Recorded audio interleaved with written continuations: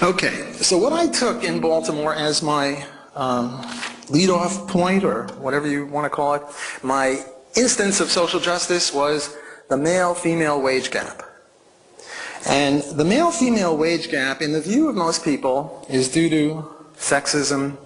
The idea is that most employers are men, and therefore they would have this natural animosity toward women. I tell you, most of the men I know, they don't have an animosity toward women. It's very much the opposite. But according to this theory, you know, we have an animosity toward women, we white males, or males in this case. And what I want to do is show you a cartoon or two that I showed there. The first cartoon is this one.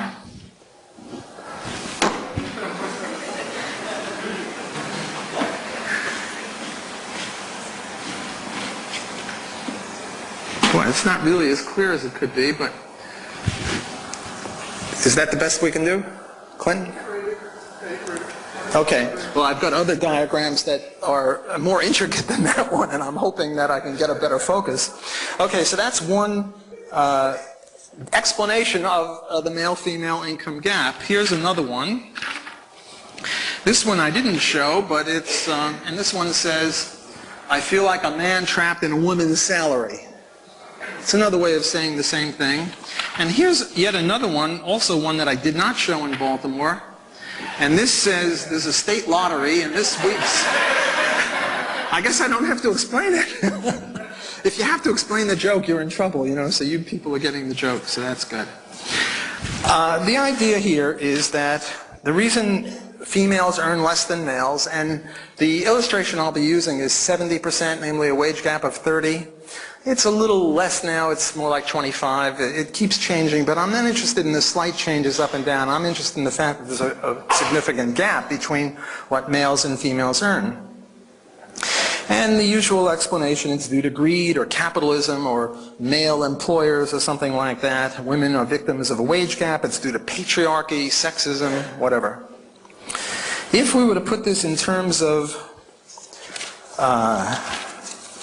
supply and demand, it would look like this. Here we have wages and quantity of labor, and the demand curve over here is the demand curve assuming no discrimination. And that's what the wage would be. And there is no discrimination against males, so the wage of males is what it would be with no discrimination. But employers, because they're horrible people, shift their demand curve to the left for women workers, female workers, and thus the demand for female workers is less than it otherwise would be, and that explains why we have the lower wage. Let me give you a few quotes to support this sort of a thing. Women with the university degree earn just $1,600 more a year than men with high school education. Working women who graduated from university earn just $4,000 more annually than men with less than grade 9 schooling. Here's a quote from some famous economist. Quote, jobs held by women are valued less than those held by men, which accounts for the wage gap. That's it. That's the analysis. It doesn't get much deeper than that, but let me read a few more quotes. Here's one that says, the gender wage gap is about 18,000 for university professors.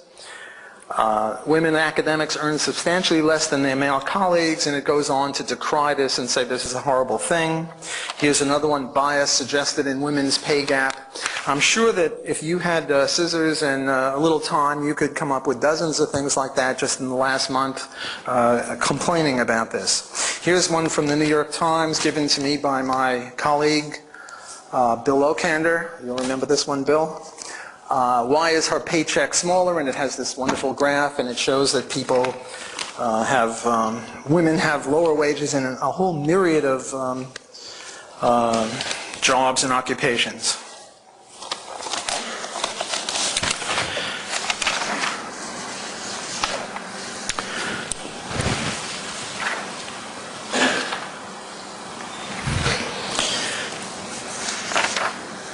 Okay, according to the typical argument, continuing again, this is an inequity. It cries out to the heavens for redress. And what we've got to do is roughly what President Obama is now doing. He's got the EEOC, who is suing, I think it's Walmart, but I presume he'll be suing everybody under the sun, because women make less than men pretty much everywhere, and there'll be a lot of lawsuits. You people in law school will be doing well, and there'll be a lot of money being paid to women for past discrimination. Okay, that pretty much is one side of the case. What's the other side of the case? The other side of the case is a thing called marital asymmetry hypothesis. Namely, marriage has asymmetrical effects on male and female income. Marriage enhances male income and reduces female income, and that's the biggest cause of why men earn more than women. Namely, it's got nothing to do with capitalism, greed, male chauvinist piggery, or whatever. There is an asymmetry. Now, what I'm going to do is take a little survey, and I took this very same survey in Baltimore, so I'm going to do it again, and I'm going to give you 3 choices. It has to do with household cleaning and cooking and child rearing and getting up at 3 in the morning when the baby is sick, and shopping and gardening and all that sort of stuff. Cooking and washing and everything done in the household. And I'll give you 3 choices. 1, the husband does more than the wife. The other, it's roughly equal. And the third, the wife does more than the husband. Now, I want you to, if you're married, answer this in terms of your own marriage. If you're not married, answer this in terms of the marriage with which you're most familiar, presumably your parents' marriage, or if you were brought up by some other couple, well, then their marriage. Okay. And now, if equal, it doesn't have to be 50-50 exactly. It could be, 45 to 55 either way. If it's close, we'll call that equal. Everyone with me? Okay. Raise your hands if the marriage that you're most familiar with, the husband does more of the housework and house cooking and cleaning and stuff like that than the wife. One liar. No, I'm kidding. I don't know you. I assume that you're telling the truth. Okay. But there's only one, and the group is about 100 people or so, give or take. I don't know, but it is a big group, and only one takes that view. The second choice is it's roughly equal, somewhere between 45 and 55. Raise your hand if the marriage that you're involved with is, okay, we've got maybe 15, 20 people, 25. It's hard to tell, and I'm not going to count. But I rely on you to give veracity to my count. There's somewhere around 20 people, 25 people. Now raise your hands if the wife does more than the husband, significantly more. Okay, now we got 80%, 75% of the group. Okay, now when I was in Baltimore, what I said, remember this is right after, what's his name, had won all those swimming medals, Michael Phelps. I try to introduce this concept of alternative or opportunity costs. And I said that whenever you do anything, it always comes at the cost of something, namely other things that you could have been doing that you would have done better or more had you not been doing the first thing. So I said that Michael Phelps is probably not a world-class cellist. Why? Because in order to be a world-class cellist, you've got to play the cello, I don't know, 6, 8, 10 hours a day. And if you're in the pool 6, 8, 10 hours a day, they don't allow cellos in the pool. It gets the rosin, it's all messed up. You just can't do it, or you can't be as good a cellist as you would otherwise be had you not done the swimming. Now, maybe he's a decent cellist, but I guarantee he'd be a way better cellist if he didn't, swim around all the time. I gave the same example. I was on this is a little off the Baltimore thing, but later on I was on this black radio show, and I gave the same thing with LeBron James. I said, I'll bet you LeBron James is not a great flute player. And I was accused of being a racist for that. And I said, it's got nothing to do with racism. I'm just trying to illustrate alternative costs and opportunity costs. And LeBron is, dunking basketballs. He's not playing the clarinet or the flute or anything. So obviously he can't be as good a flute or clarinet player as he would be if he paid attention to that instead of dunking the basketball and jumping 50 feet in the air and, the way he does. It's just a basic element of economics, and if you don't like this sort of a thing, probably you shouldn't major in economics. But all this is really common sense. Let me give you another example. Bill Barnett and I can each run the mile in, well, when we were young, we could maybe do 5 minutes, but now, say 10 minutes. We can each run a mile in 10 minutes. And right before the race, what I do is I give him this briefcase, which weighs, 30 pounds. And now we start running. And before, we were equally able to run. And now, of course, I'm going to beat him. because he's got this extra burden. Well, so is it with men and women. Men and women, in this century at least, are equally productive in the marketplace. Not so in the 19th century or the 18th century before, because then a lot of the jobs required upper body strength.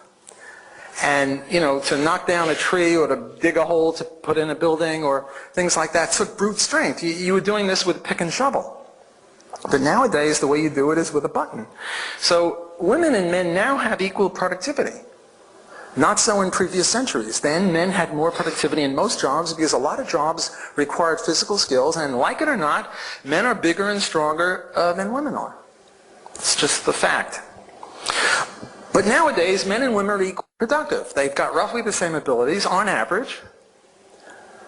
But when they're married, they're taking on this extra responsibility. It's as if they're carrying an extra 50 pounds on them in the race.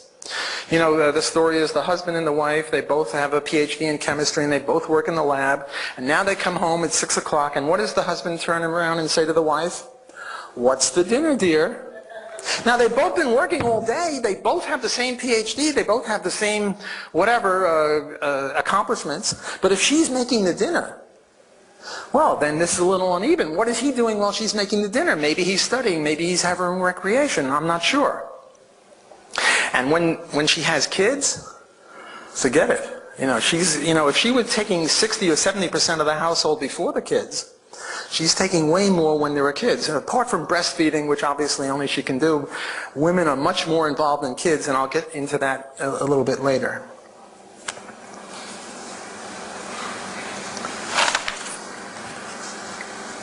It's got nothing to do with sexism or anything. It's just a fact of nature that if you give one group a burden, one group who are otherwise equal, you give them extra housekeeping, well, something's got to suffer, like Michael Phelps, like LeBron James. Men pay more in car insurance rates. Got nothing to do with sexism. It's just because men have a worse record in getting into crashes. That's the way the market works. Men pay more for life insurance because they have a lower life expectancy. This would be the opposite of the sexist thing. I'm trying to say it's not sexism, it's just the market. It's just cost and productivity and things like that. Okay. Has any of this changed? People say, well, you know, Block, you're dated. Yes, it was true a while ago that there was an unfair division of household and child-rearing tasks between men and women, although I just took this 5 minutes ago, this survey. Here's what professional sociologists have to say. Quote, to their surprise, the sociologists discovered that the social and economic gains won by so many American women during the past decade have had remarkably little effect on the traditional gender roles assumed by the more than 3,600 married couples in their study. Although 60% of the wives had jobs, only about 30% of the husbands believed both spouses should work, and only 39% of wives thought so. No matter how large their paycheck, the working wives were still almost entirely responsible for the couple's housework. Husbands so hated housework, the researcher found, that wives who asked them to help out could sometimes sour the marriage. This isn't me speaking, this is sociologists. And, you know, a synonym for sociologists is socialists. I'm kidding. There are a few free enterprise sociologists, so I'm just kidding. Got to keep it alive here. Here's another one. Experts say that the toughest occupation may still be that of working mom. Many women who are bringing home the bacon are still expected to fry and serve it too. Notice how clever that is. There really are relatively few couples where child care and domestic work are truly shared, says a psychologist at the Manager Clinic. Even unemployed husbands do no more than 36% of the housework. Now that's a study in high stress and high shame. Notice the value judgment here. I give no value judgment. I'm just saying this is the fact.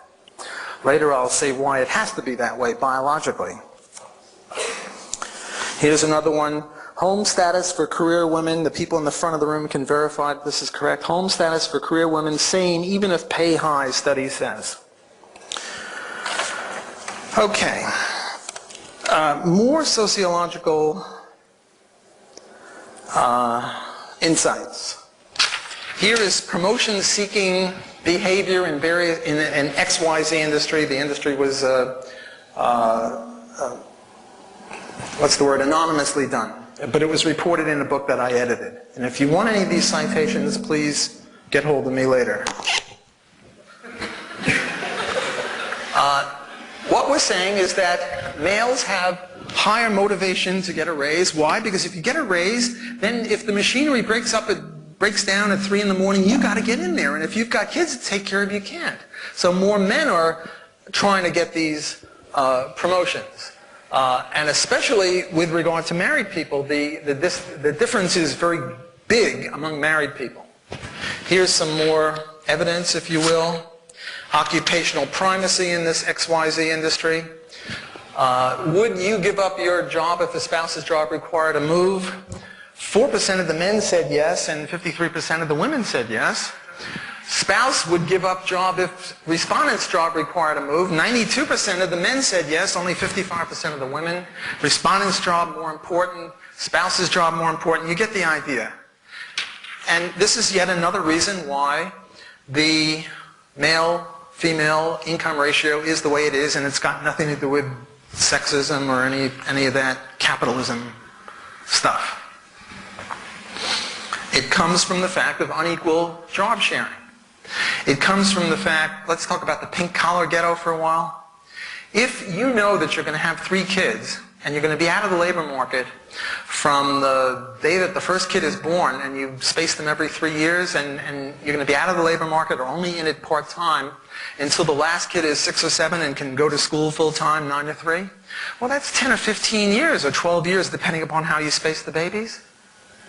Is it sensible to go into an industry where the human capital will atrophy, where there are discoveries every day, and if you're out for 12 years or only in part-time for 12 years, you're going to lose a lot? No, you don't go into computers, you don't go into physics, you don't go into chemistry where things change. Rather, you go into nursing or being a secretary or a nurse or things like that. And it just so happens that those professions or occupations pay less, but again, this is not due to the market. This is a rational development on the part of people who want to maximize their lifetime earnings. Okay, I've now given you the case.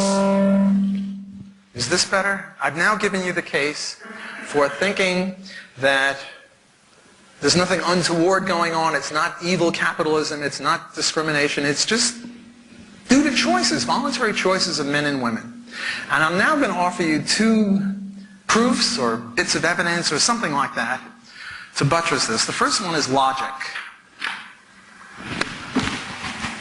I wish I could make this better. Maybe that's better. Now, I'm going to assume that the men and the woman each have a productivity of $10 an hour. And I'm going to assume, what the hell did I do?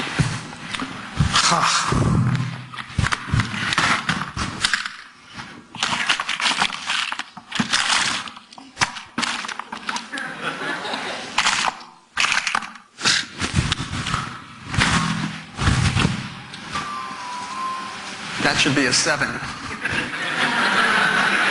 This is all Bill Barnett's fault. I told him to do it. You can't get good help nowadays. That should be $7. Why 7? Because the male-female wage ratio is 70%, or the gap is 30%, or at least those are the numbers I'm using to illustrate this. So I'm assuming that you have an equally productive male and an equally productive female, and that the male's wage is $10 an hour and the woman's wage is $7 an hour. And I say to you that profit is the difference between productivity and wage, and that you earn 0 profit off the male, which is okay in equilibrium. In equilibrium, there are no profits, but you earn $3 an hour. See, I got the 7 correct down there, or Bill did. He just missed it up there. Now, I ask, is this sustainable? And the answer is nonsense. This is the feminist view. This is what people who say that there is a male-female gap and it's due to something untoward, that's what they're saying. They're saying that the male and the female are equally productive, which I'm willing to grant on average, men and women are equally productive. And they're saying that the male wage is 30% higher, or the gap is 30 cents or $3 an hour, which means, if it means anything, that you can earn a lot of profit off of a female. A female as if has a little sign on a lapel, hire me and make an extra $3 an hour. Right? Isn't that what that means? Isn't that the logic of the argument? That if you hire a woman under these strange circumstances, you make an extra $3 an hour. That's not sustainable. If you can make more money hiring a woman, and I'm a male chauvinist pig and I refuse to have anything to do with women, I don't want to hire them, they should be barefoot, pregnant in the kitchen, the whole business, I don't want to have anything to do with them, I'll go broke. I'll go broke because my competitors will say, I don't care, women, men, I'm just discriminating in favor of the color green as in money. And I'm going to hire the woman and underprice you and drive you out of business, you rascal. Now, I don't say that there's no such thing as sexism, or later on I'll get to racism, but I say that the market stops this. The market is the solution to the problem of sexism. If there is any in the first place, which there isn't. But if there were, the market would tend to drive it away. Will it always succeed fully? No. We're never at equilibrium. But there's always market forces grinding away at people who hire higher-priced workers when they could have got equally productive lower-priced workers. It's just not sustainable. Now, some people are convinced by the logic. Other people, logic schmogic. Let's talk about a little empirical evidence here. What's going on here? What's going on here is if you want to test, and I don't like these words, they're based on neoclassical economics. I'm an Austrian, so I don't go for testing, I don't go for evidence. This is an illustration. But if you wanted to test this, what you would do, or if you want to illustrate this, better said, what you would do is, remember, my thesis, not original with me, but the thesis that I'm articulating is that it's due to marital asymmetry. It's the marital asymmetry hypothesis. So what you do is you take people who have never been married, and you look at the male-female ratio of people who have never been married, and you come up in Canada in 93. It's the same thing for the last 20 years, and I'll show you a diagram to prove that. And it's the same thing in Canada. I just happened to be in Canada when I did this. The ratio is 99.2. Now, I tell you, when you get 99.2, that's unity. I mean, when you deal with statistics, you never get exact perfection. The statistics are a little wonky. I mean, it's the government who's collecting them. How much can you trust government statistics? But even on their own bloody statistics, there's no wage gap. Whereas the wage gap for the ever married is gigantic. And the point is that there are more ever marrieds than never marrieds. And what I mean by never married is never married. Not married and then divorced or separated or widowed or anything like that. And it's very difficult to get these census people to talk about never married status. They only talk about singles. Sometimes you get it, but you have to like pull teeth to get it. My co-author and I were in a competition with Walter Williams and Thomas Sowell, about whom I'll have a lot more to say later, as to who could get a higher ratio for females to males. And I think we beat them. We got 109.8. Namely, females were higher than males by 9.8%. But you see, in statistics, what you're going to get is somewhere between 0.8 and 1.2. It'll vary. You never get pure 1.00 wage gap. You just don't get that. Anyone who's dealt with statistics knows that it's not a perfect thing like the logic that I just gave before. Looking at the other one there, you get a 93.4 for the never marrieds. And then what we did is we took age as a proxy for marital status, and we said, well, people between 16 and 24 probably have never been married, or at least very few of them have been married, and we look at the ratio, and we find 94.8, which again is virtually no gap. So if those of you who don't like the logic, maybe will like the statistics. See, this is a very telling thing, because according to the marital asymmetry hypothesis, it's very easily understandable. If you're married, the woman makes less because she's got more of a care, more of a weight on her back in the race. If you're unmarried, or between 16 and 24, which is a proxy for being unmarried, it's roughly equal. It ranges from 0.8 to 1.2, up and around that range. Namely, there's no gap. It's very incompatible with the other hypothesis. I mean, the other hypothesis said you know, all women, because of their biology or their plumbing, we're against them. But why would there be such a gigantic difference between ever and never marrieds?